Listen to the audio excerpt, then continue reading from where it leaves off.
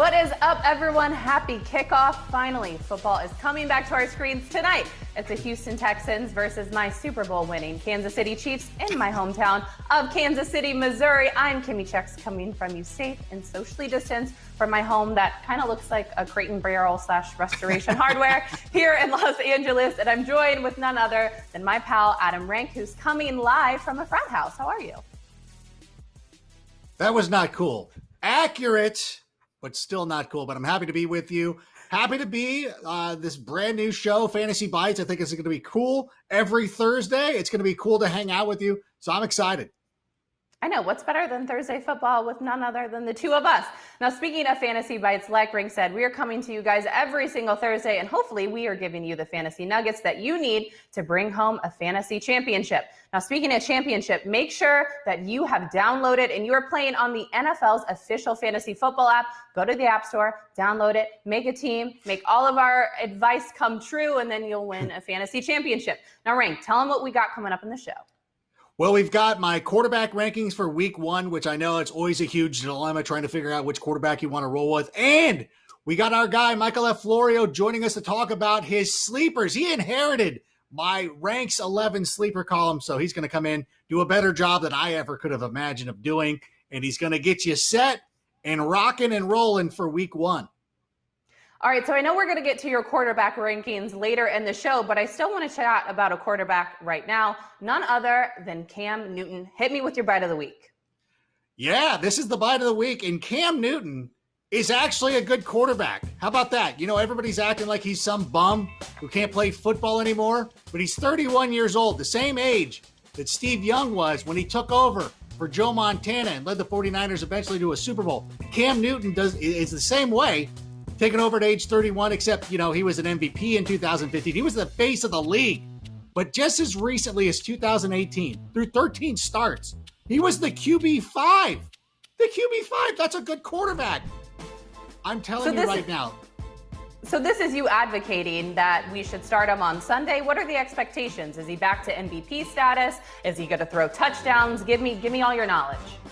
Well, I really do believe that he's going to hit the ground running, and I think that he landed in a pretty good situation with Josh McDaniels. A lot of people might not remember this, but Josh McDaniels was at one time the coach of the Denver Broncos, and they drafted Tim Tebow, a former college teammate of Cam Newton. And the reason he did that is that he wanted to bring those RPO concepts to the NFL level. You know, he was ahead of the game. And then obviously it didn't work out because Tebow kind of, you know, whatever. But he went to Tampa Bay, or excuse me, he went to New England with the quarterback who's now in Tampa Bay. I'll get there. Hold on, Kimmi. I've got it. Listen. He went to Tampa, or gosh dang it, I did it again. He went to New England and he started working at Tom Brady. And Tom Brady's not going to run the RPO. You can ask Tom Brady to run the RPO. He can't do it. I could give my dad this iPhone and be like, hey, figure this out. Guess what? He's not going to do it. I showed an Apple product. We're probably going to get in trouble. I don't care. But here's the thing. Start Cam Newton this week. I love it. Now, the other question is, what is Cam going to wear? Is he going to do the Little Red Riding Hood handkerchief? Is he coming in a top hat? I know I'm excited for his football production, but I'm also excited for the swag. But let's get to some fan questions. Can I say one thing before you do that, though? Can I tell you one thing he's going to be wearing? He's going to be wearing a C on his chest because he's going to be a captain. And everybody who thinks that he's a bad teammate and he's somebody who ruffles feathers, no. His teammates love him. The coaches love him. I'm so excited about Cam Newton. I love it. I'm excited. You're excited. We hope all of our fantasy fans are excited. So make sure you get them into your lineup ahead of the matchup against the Miami Dolphins this Sunday. Like I said, all right, let's get to the fan questions. Each and every week, we want to hear from you guys. So make sure you're following us at NFL Fantasy on social. All right, let's get started. Diego, he said, Big Ben against the Giants or Drew Brees against Tampa in week one. Looking at this tweet, see, this is why Twitter needs an edit button because there's all type of typos. But anyway, Big Ben versus Drew Brees, which is it, Rank? Yeah, that's why Twitter needs an edit button. But you know what? I'm going to go. I really love Ben Roethlisberger this week. I think this is a great matchup for him. Last season, the New York Giants were very generous to opposing quarterbacks. They allowed the third most fantasy points to signal callers. And the last time that we saw Ben Roethlisberger in a full season, he was the QB3. The Steelers averaged 321 passing yards per game. Now, obviously, he's coming off that injury. Everybody's concerned. I understand all of this. But you know what? As long as he's healthy and ready to go, and he's got a great matchup. I know the Giants signed James Bradbury during the offseason, but they just had to release DeAndre Baker. I think this is huge. I think that Ben Roethlisberger goes out there, proves to the world that he's ready to go, and I'm going to be the benefactor by starting him. So you want to start Big Ben over Drew Brees. You understand that Drew Brees is facing Tom Brady and the Tampa Bay Buccaneers, but you also realize that he's facing them at home in New Orleans. I don't know if you've ever been to the Superdome. There is so much voodoo and magic in that Superdome. Drew Brees is going to be incredible. He's going to throw for like 5 million yards and at least 5 touchdowns because he also wants to prove himself. This game is kind of like a battle of the GOATs. And if I were you, Diego, I would do Drew Brees. But again, you can listen to me. You can listen to Rank. There is some voodoo. That's a magical place. And the last time we saw the Saints in the Superdome, they were crushing it, destroying the Minnesota. Wait, hold on. That doesn't sound right. Wait a minute. What happened to your Chicago Bears in the playoffs? Like the Saints, they did not reach the Super Bowl. Okay, I'm done with you. Can you guys put up another social question? All right, this is Al Davis. Oh, he tweeted right at you, Rank. This is a nice tweet. Nice. Josh Allen or Tom Brady, week 1, which is it? Hit me with it. You know what? I'm going to go with Josh Allen. And I think that one of the things that we need to remember in most standard NFL fantasy leagues, quarterbacks get 4 points for passing touchdowns. So there's a premium on guys who can run the football. And that's what we saw out of Josh Allen last season. His ability to run the football. Of course, he can do stuff like that, dropping dimes to guys like John Brown. He'll have Stephon Diggs in the mix, which should only help him when they get near the goal line too, is that opens up the field and it allows him to run a little bit. So I really do believe that Josh Allen could have a monster season. And we were talking about Cam Newton previously. Josh Allen kind of has that same sort of game that Cam Newton has with the ability to run the ball. And, you know, there's some fluidity at the running back position. I still think that Josh Allen's their goal line back as well. So I like it. And, you know, by the way, I will say this with Tom Brady, that Saints defense is loaded. They brought back Malcolm Jenkins. I don't think that's such a great start for Tom Brady. I was just going to say, I feel like Cameron Jordan, who's one of the most monstrous defensive ends in the league, he is going to be itching to put a sack on Tom Brady. He's not been able to do it before because the Saints and the Patriots never got to face off in a Super Bowl. So now all the momentum is on that game. So I agree with you. I think it's Josh Allen over Tom Brady. All right, last fan question of this segment. Let's hit it. Okay, Jordan. At NFL Fantasy, at NFL Network, I don't get the hype around Kyler Murray. What? Okay, Jordan. Okay, Jordan. Did you not see that he won Offensive Rookie of the Year? What? I got it. Oh my gosh. Here's what I did, Kimmi. It's John Gruden's burner account. John Gruden was so upset that Kyler Murray was the Offensive Rookie of the Year and not Josh Jacobs that he really wants to go and show everybody. So now he created a burner account to go out there and kind of, denigrate Kyler Murray. But I think, what we're watching right here on the screen, his ability to run the football and his ability to throw it as well. You add in DeAndre Hopkins. I'm into the hype. I know that everybody is going in to this season thinking that he could be this year's Lamar Jackson. I think that's a little bit strong. I don't think they're going to run the ball with him as much as Lamar did in Baltimore last season. But his ability to throw the football is there. You just go back and watch the tape. He can put the rock into the receiver's hands. He's a good passer. He's not given enough credit for that. So I really do believe in Kyler Murray this season.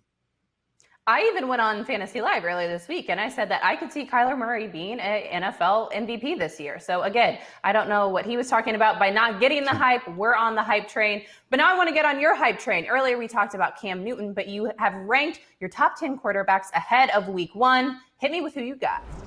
All right, let's take a look at this list right here. And as you see, Patrick Mahomes at number 1. Kind of chalky right up there. I got Ben Roethlisberger. See, I put my money where my mouth is. I like Ben Roethlisberger a lot. Tom Brady, in a normal situation, I might have had him a little bit higher. But like I said, that matchup against the Saints is a little bit tougher than people are giving it credit for. And with Matt Ryan at number 10, he is one of the most consistent quarterbacks in fantasy football. But I really do believe that this season with Todd Gurley, who has such a knack, especially when they get near the goal line, I think that's going to hurt Matt Ryan a little bit. I've kind of avoided Matt Ryan in some leagues this year because of the presence of Todd Gurley, which should make the offense better, but will actually probably hurt him fantasy-wise. All right, so I want to go to your number 1. It's none other than my guy, Patrick Mahomes. He just got paid the largest contract in NFL history. Obviously, you guys see my Casey initials above. What are the expectations for Patrick Mahomes ahead of week 1? Well, it's so surprising because he is so good at such a young age that we don't really understand that he's getting better. He's going to become a more seasoned professional. Like, he is doing what he's doing based on ability right now. He is still learning the game of football. It is something that is an evolution. And we see as some of these quarterbacks get older, they get more polished. Like when Tom Brady was winning Super Bowls early in his career, and when Ben Roethlisberger won his first Super Bowl, they were carried by a strong defense. Here, Patrick Mahomes is kind of the guy who's been carrying this offense, and it's scary to think about because he's been so good, but he's actually just starting to approach his prime, which has got to be scary for everybody else in the league. So you're telling me I can keep expecting Super Bowl after Super Bowl after Super Bowl. It's going to be a Patrick Mahomes and a Kansas City Chiefs dynasty. But Patrick Mahomes was the MVP 2 years ago. Last year, it was Lamar Jackson, and you have him ranked as number 3 this week as he goes up against the Cleveland Browns. Talk me through that matchup and what the expectations are for Lamar Jackson coming off such an incredible season. Well, for this week against the Cleveland Browns, obviously this is a great matchup. The Browns have a new defensive coordinator in Joe Woods, and there is some talent on that defensive side of the football. And at some point this season, they will be very good. The one thing that you look for when we're trying to look at matchups early in the year, who has a new situation? The Browns have a new situation where the Ravens have a lot of continuity. Of course, they're going to be welcoming J.K. Dobbins into the mix at running back. But I look at Lamar Jackson, and I think that he's going to have just as good a year. And I know that perhaps his running totals aren't going to be as robust as they were last season, but he led the NFL with 36 touchdown passes. That is one of the things, to me, that is one of the most underreported things in the NFL because everybody makes a big deal about the running, but 36 touchdowns, he was the leader. And so I think that even if he was just a drop back quarterback, he would still be a QB1. I love it. So a lot of high expectations, not only on Patrick Mahomes, but Lamar Jackson. We saw plenty of other names on your top 10 QB board, but it's time, sadly, to go to a break. So make sure you stick around. When we come back, we have fantasy researcher, analyst extraordinaire with a lovely beard that you'll get to see in a few minutes, Michael F. Florio, joining us. Stick around.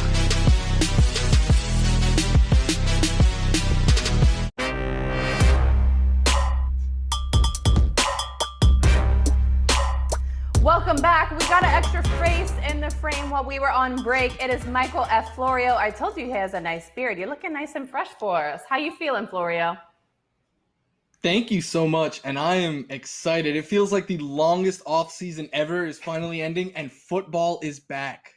It's back tonight. I'm pumped. You're pumped. Rank is meh in his frat house. But Florio, I want to get to you. You have been crushing numbers, and you have some sleepers for us. So I want to start at the running back position. Who you like this week? One of my favorite sleepers is rookie running back Jonathan Taylor for the Indianapolis Colts. I have him ranked as my RB21 this week, going up against the Jacksonville Jaguars, who last season allowed the second most fantasy points per game to running backs at nearly 30. And Jonathan Taylor gets to run behind that Colts great offensive line. And I think this is a game that the Colts are going to be playing with a lead, which I think means we could see a lot of Jonathan Taylor eating up the clock because the Colts traded up to get this guy in the second round in a year they're clearly going all in. I think they're going to want to showcase their top rookie running back right out the gate. What about Marlon Mack, though? Can't you just say that Marlon Mack's going to get all that action? I mean, he could get some, but I would like to see the bulk of it go to Taylor. Yeah, I think we all would. You know what's funny, too, is when everybody's talking about, I know we've had this philosophical debate off the air about how much you base on last year's statistics and last year's numbers. And it's cool to come in and be like, the Jags did this, but they have a completely different team. And I guess you could probably argue that it's worse, but still, it's a completely different team, right? Yeah, and that's why I feel even better about them because they lost even more pieces on their defense. And last year, they were already the second worst team in fantasy against running backs. So I think that this is a week where both Marlon Mack and Jonathan Taylor can actually eat because they might just be running on them all day. I love that. I was lucky enough to get Jonathan Taylor on a few of my rosters. I'm going to start him this week. I'm on the rookie train. And speaking of the rookie train, I want to move on to wide receiver and a guy you, Florio, have been hyping all offseason. Let's hit him with it.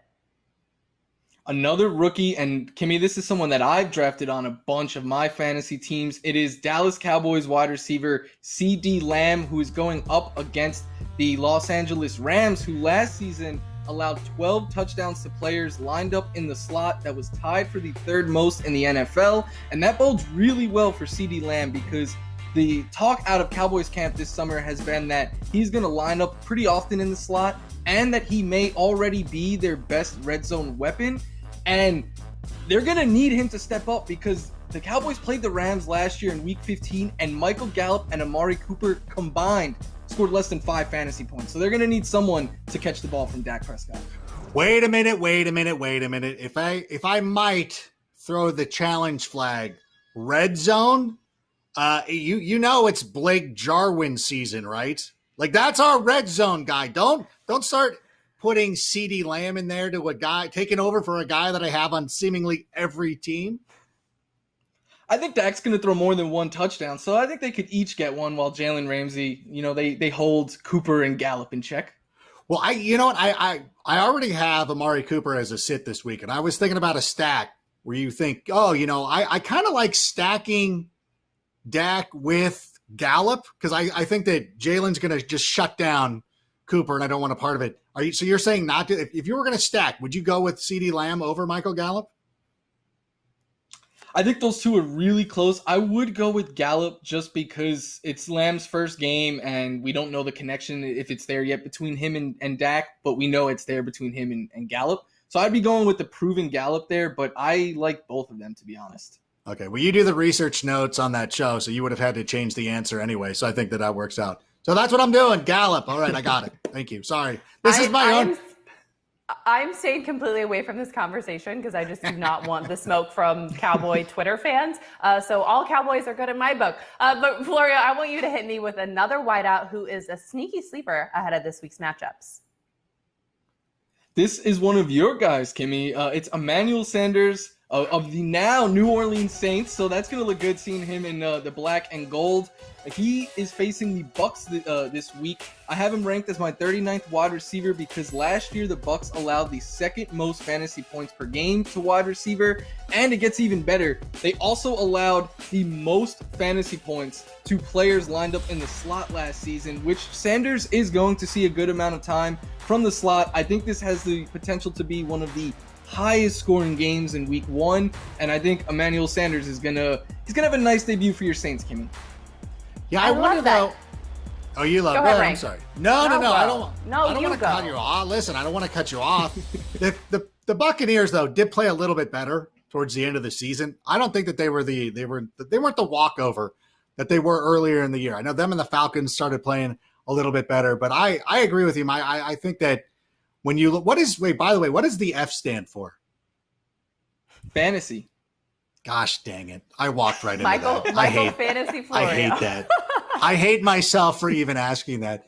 But I do. I'm with you. I think that a lot of times when you're looking for flex help, that it's good to have somebody who is going to be on a high scoring offense. And I remember that we've always been so hyper to find another guy in that Saints offense to go alongside of Michael Thomas that I think that Emmanuel Sanders might actually be that dude. I love it. And this is, this is a conversation that we had earlier on Fantasy Live as we were looking at ADPs. And I know you spoke about him earlier in CeeDee Lamb, but CeeDee Lamb is being taken above Emmanuel Sanders. And we kind of have forgotten that back when he played for the Broncos, people would literally get in fights over getting Emmanuel Sanders on their roster. So let's just all keep that in mind ahead of the season. I think he's going to be someone who's going to be a sneaky sleeper all throughout the season. Michael Thomas finally has some help. Drew Brees is going to continue to be dynamite. So I love that. You're right. That is my guy, Emmanuel Sanders. But actually, speaking of my guy, we're going to go to the tight end position. You guys know it. Maybe our fans don't. I went to college with this guy. He was one of my best friends. Tell him who it is, Florio. Yeah, this is literally your guy. I know you're really good friends with him. Noah Fant of the Denver Broncos, and I think he has a really strong matchup. I think he's going to come out strong for you, Kimmi. He faces the Tennessee Titans, who last year allowed the 6th most fantasy points per game to tight ends at just under 14. And last year, Fant flashed a lot of that athletic upside that he possesses. We saw him score 20 fantasy points in multiple games. The issue was consistency, but you expect that out of a year one tight end. It's not often that a rookie tight end is someone who is a player you can start every single week in fantasy, but I think Fant is a great chance to be a year two breakout because he has all the physical tools and he now should feel more comfortable in that offense and in the NFL. I think he has a big year this year, and I think it starts with a big week one against the Tennessee Titans.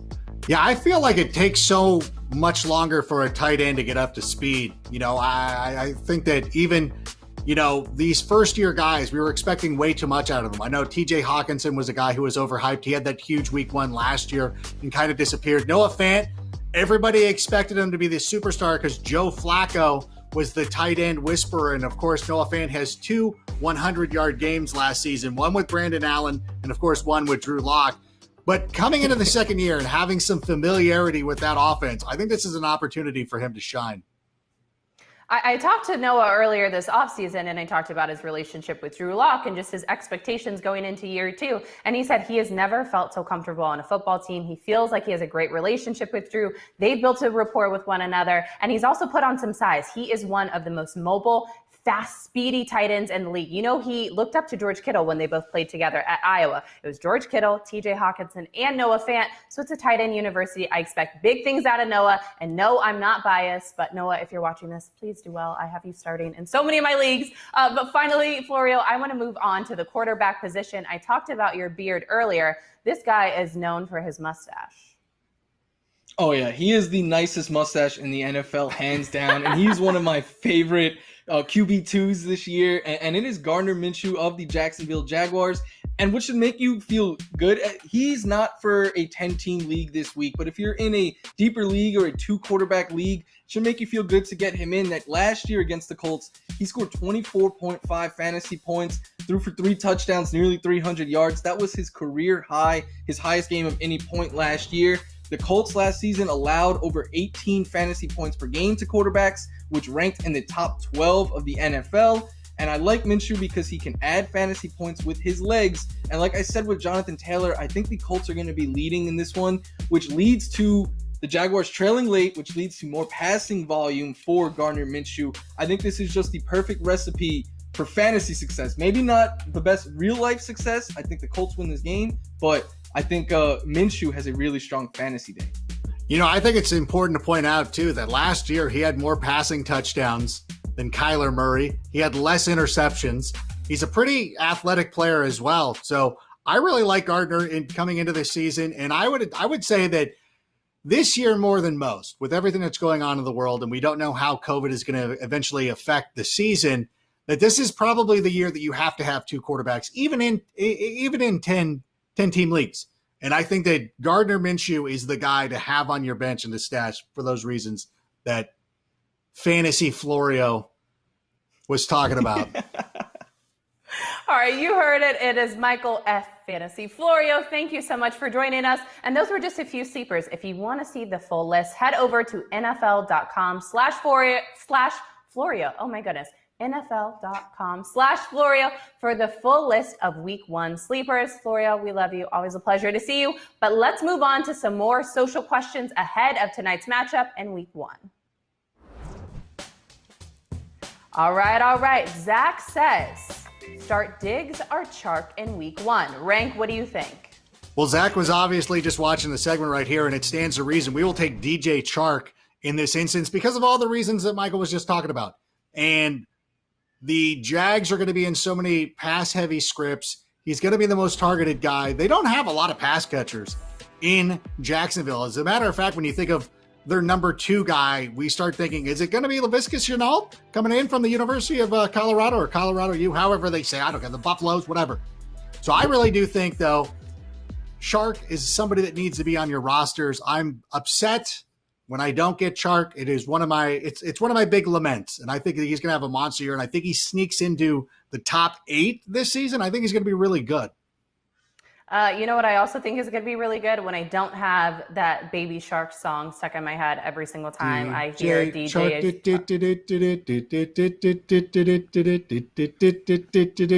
DJ Chark.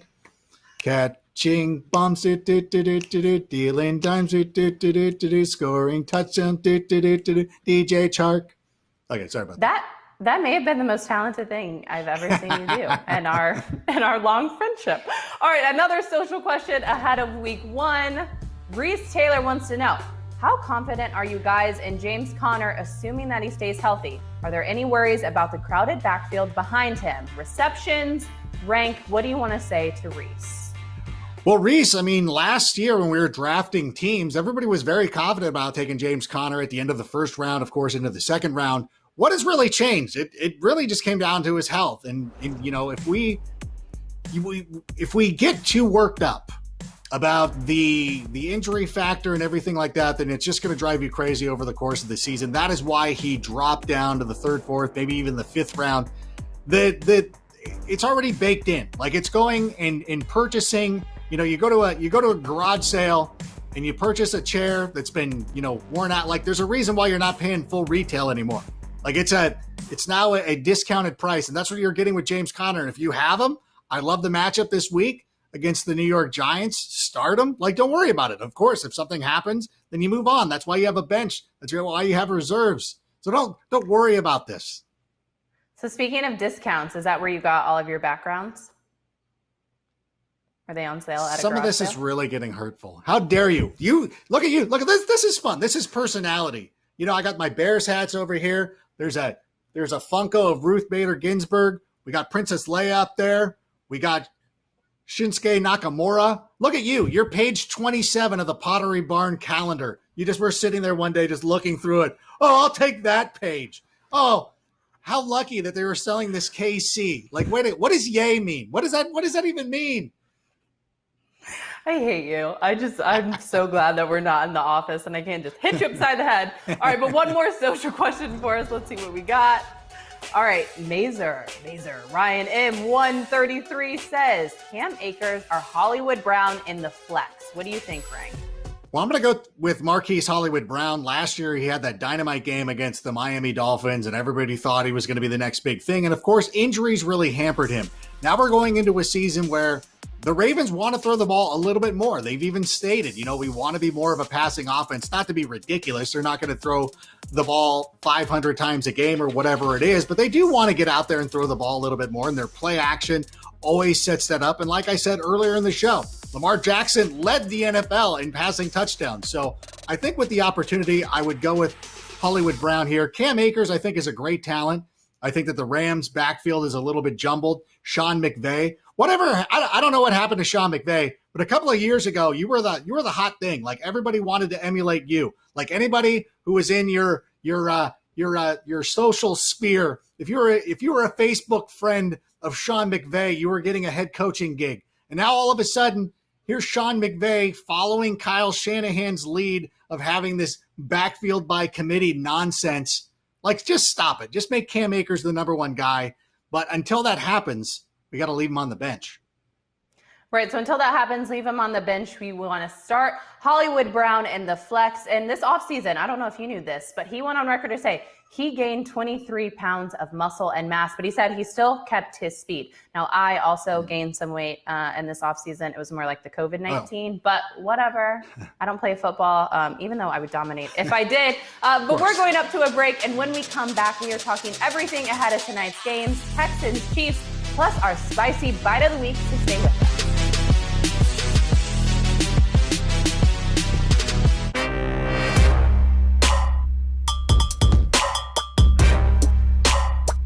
We're back. It is our final block, and we are just moments away from kickoff in Kansas City. But before we do that, I want to hear from you, Adam Rank. We're going to do this thing where each and every week, both myself and you are going to have a spicy bite. Now, this is a fantasy fun fact that most people may not know. It's a little spice. It's a little heat, something that you and I both know very well. Hit me with what you got. Jimmy Garoppolo is going to have a monster game against the Arizona Cardinals. And I know a lot of people, I put this question out on Twitter, would you rather have Kyler Murray or Jimmy Garoppolo this week? And people are like, what a clown question, bro. But do you realize that last year, Jimmy Garoppolo had nearly 4,000 passing yards? 741 of those came in 2 games against the Arizona Cardinals. He also had 8 touchdowns to go along with 2 interceptions. He crushes this team. And of course, the Cardinals gave up the most fantasy points to quarterbacks last season.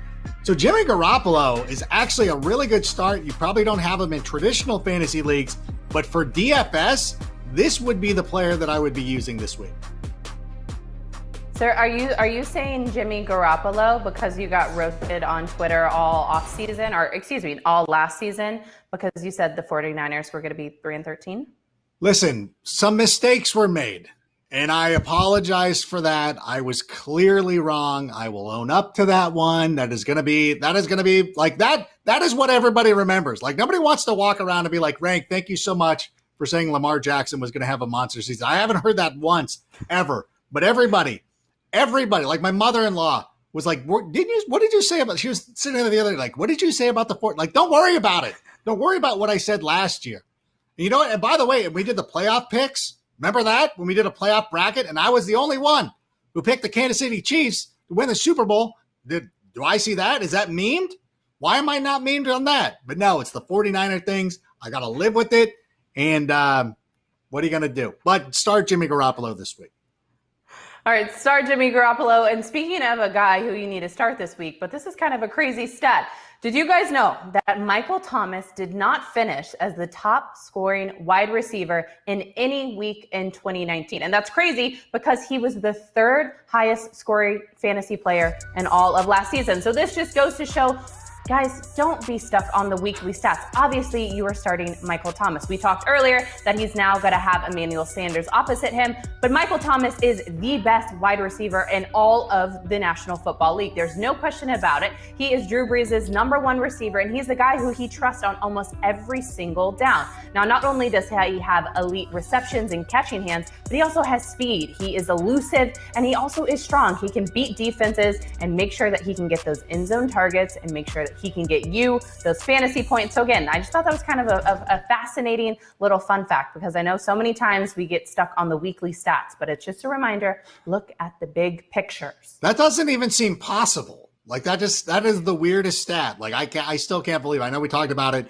in pre-production. I'm like, how is this possible? But that just goes to show how consistent he is and how many weeks he won for you because he never took a week off. I know, and it just gets harder and harder to get him on your roster because he's climbing up the ranks. And a lot of the leagues that you and I play in, he went as early as one of the top 5 picks in the first round. So big things ahead for Michael Thomas this season. But all right, last minute social media questions ahead of week 1. Let's hit it really quick. Tyler Lockett or Robert Woods? Quick answer, Rank. You know what? I don't know why you can't start both these guys, but I would go with Bobby Woods. I think the Rams are going to be throwing the ball a little bit more than the Seahawks. All right, love it. Next, Devin Singletary or Calvin Ridley in a half-point PPR league? Well, I don't trust Devin Singletary. We heard reports that he was fumbling the ball in practice, so I'm going to go with Calvin Ridley, who a lot of people expect to have a huge breakout season a la Chris Godwin last year. A la Chris Godwin in the last one tonight. Devontae Parker or Kenny G? All right, this isn't going to be quick. First of all, Kenny G, he's a Bears killer. Like, you got to start him. Like, he crushed the Bears last year with David Blau. So, like, he starts. Devontae Parker. Okay, let me ask you a question. Like, last year, week 17, you crushed the Patriots. Congratulations. Great game. Then you had to go out and pop off about it on social media. And I know that Bill Belichick doesn't go on the Facegram or the Instabook or whatever. But you know what? He is going to shut down Devontae Parker. He is going to devise a scheme to make sure he does not get a single reception. He might get 1 or 2, but he's not going to let Devontae Parker go out there and beat them again. What are you doing, Devontae Parker? Not good. Yeah, that's not a good look. He was taking your social media strategy, which is just not smart. But let's move on to tonight's matchup, Wow. The game that we've all been waiting for. It's kickoff football is back, and this is a tough one, but actually not a tough one because I already know the answer. Is there any chance that Deshaun Watson can outscore Patrick Mahomes tonight? Well, I mean, obviously there's a chance. I mean, Deshaun Watson can go out there and throw multiple touchdowns. Patrick Mahomes could hand the ball off to Clyde Edwards-Helaire for a couple of touchdowns. He could run a jet sweep to Mecole Hardman. You know, anything like that. Anything's possible. I believe in my heart that the Chiefs are going to win this game. And there's an opportunity for Deshaun Watson to actually have more fantasy points. I don't think that it means that Mahomes is bad. I wouldn't sit him or do anything like that, but it is possible. Interesting. Now, you mentioned this guy earlier. It's the rookie that I've been hyping. You know, earlier this summer, I took him in a mock draft in the first round, and I got absolutely obliterated on YouTube and on Twitter, and everyone's like, oh, you're so dumb. That girl doesn't know how to play fantasy. And then Damian Williams opted out of the season because of COVID-19. And then all the reports that he was a star in training camp came out. And then all those trolls were then singing my praises. So trolls, this is for you. But let's talk about CEH. What are your projections for him tonight? The offense that he was in last season at LSU was a pro-style offense. Obviously, Joe Brady is now the offensive coordinator in Carolina. So it's a pro offense. He knows what he's doing. He's going to go on the field. He's also going on to a team that's turnkey. All these guys know what they're doing. All you got to do is get Clyde Edwards-Helaire up to speed. You have one of the greatest coaches in NFL history. So for me, I think I'm trying to be conservative. I don't want to get too excited about it. There's a scenario where we could see him score 3 touchdowns or do something crazy. But I think a nice conservative 80 and a touch, temper expectations just a little bit, even though that is a tremendous game. Right. I'm so excited. I think this is the rookie that everyone has their eyes on tonight and ahead of all of week 1 matchups. But speaking of points and projections, who is going to score more fantasy points tonight? Is it Tyreek Hill or is it Travis Kelce? I'm going to go with Travis Kelce. Now, obviously, he's had multiple 1,000-yard seasons, so he was good last year, but he wasn't great. It wasn't a record-breaking season. It wasn't something that you're like, oh my gosh, we really got the most out of this. I mean, it was really good. Like, he was really fantastic, but you felt like he could probably be doing a little bit more, which is crazy to think about. So I really do believe he's going to get into the mix in this game. So I would take Travis Kelce. I love that. Anytime I ever hear Travis Kelce's name now, I just think about him at the Super Bowl, at the parade in Kansas City. He was standing on the stage in front of Union Station. He had his mic and he screamed, "You got to fight for the right to party." And it's going to be a party tonight in Kansas City. You know who sang that song by any chance? Who? You know the band? You don't, do you? It's right over my shoulder. It's the Beastie Boys. The Beastie Boys. Oh, I knew that. Did you? You just put me on the spot. I knew that. Did you? Did you? I am not getting roasted in the comments. Every single person watching this, I knew that was the Beastie Boys. Do not Kimmi even Chex did not know that Beastie Boys sang "Fight for Your Right." That's the takeaway. You don't know a lot. You don't. I don't know anything. You don't know who Drake is, so leave me alone. That's cool. That I do. I would write, like, if Drake was in this room, I would know who it is. I would know that if he was wearing the gear of the team that just won a championship, like, oh, that's Drake. Of course, he's the front runner guy. I don't know his music. Like, his song could be playing and be like, I don't know. But I would know. I would physically know Drake by appearance. I know who Drake is. I know him as a human being. I know he's an act. Oh wait, no, Hotline Bling. Of course, I would know one of his songs. But okay. I'm over you. I swear to God, if anyone why ever are comes you over to me? With Beastie Boys chat, I'm done with you. Leave me alone. Okay, last question ahead of tonight's game. Who scores more points tonight? Is it David Johnson, not to be confused with Duke Johnson, 2 DJs on that team, or is it Will Fuller?